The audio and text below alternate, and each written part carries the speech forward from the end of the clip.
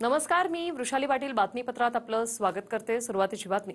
राष्ट्रीय स्वयंसेवक संघाच्या दसरा कार्यक्रमाला भारताचे सरन्यायाधीश भूषण गवई यांच्या आई उपस्थित राहणार असल्याची चर्चा आहे। काल याबद्दल एक पत्रही व्हायरल झालं आणि त्यानंतर या चर्चा थांबल्या होत्या। मात्र सरन्यायाधीशांचे भाऊ राजेंद्र गवईंनी सोशल मीडियावरच्या चर्चांना खोटं ठरवलंय। देशाचे सरन्यायाधीश भूषण गवई यांच्या आई राष्ट्रीय स्वयंसेवक संघाच्या कार्यक्रमाला प्रमुख अतिथी म्हणून हजर राहणार आहेत की नाही याबद्दल अजूनही संभ्रम आहे। काल कमलताई गवईंच्या नावे एक पत्र व्हायरल झालं होतं, ज्यामध्ये आपण पक्के आंबेडकरवादी असून संघाच्या कार्यक्रमाला जाणार नाही असा उल्लेख होता। पण कमलताईंचे पुत्र आणि सरन्यायाधीशांचे बंधू राजेंद्र गवई यांनी त्या सर्व चर्चांना खोटं ठरवलं।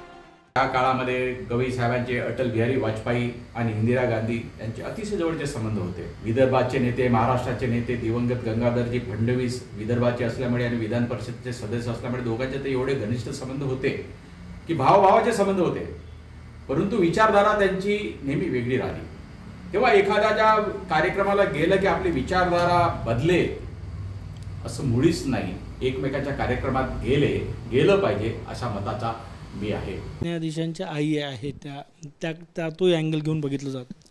त्या आई आहेत हे खरं आहे ना, त्या राजेंद्र गवईच्याही आई आहेत।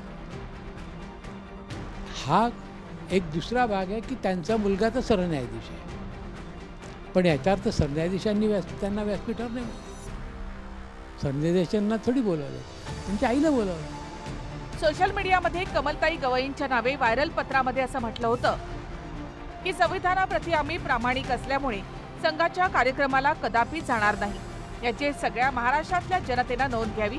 विजयादशमी हिंदू संस्कृती असली तरी आम्हाला धम्मचक्र प्रवर्तन दिन अशोका विजयादशमी महत्त्वाची आहे। अपप्रचाराला बळी न पडता आंबेडकरी जनतेने विश्वास ठेवावा। मला विश्वासात न घेता किंवा लेखी होकार न घेता RSSचं हे षडयंत्र आहे, निमंत्रण मी स्वीकारलेलं नाही। मात्र पहिल्या वाक्यात बोलताना आईंनी आमंत्रण स्वीकारल्याचं राजेंद्र गवई यांनी म्हटलंय आणि नंतरच्या वाक्यात त्यांनी अद्याप निर्णय घेतला नसल्याचं सांगितलेलं आहे।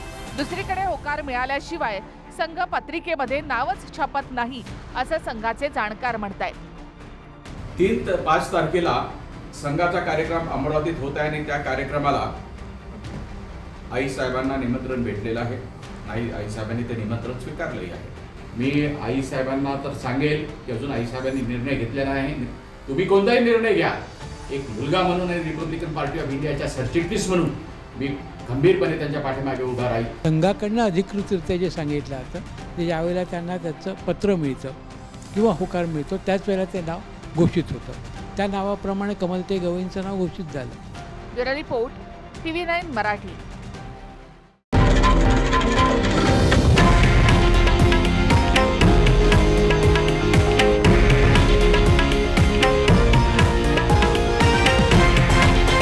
हे आहे देशातील नंबर 1 न्यूज नेटवर्क आणि आपण पाहत आहात TV9 मराठी, एकमेव।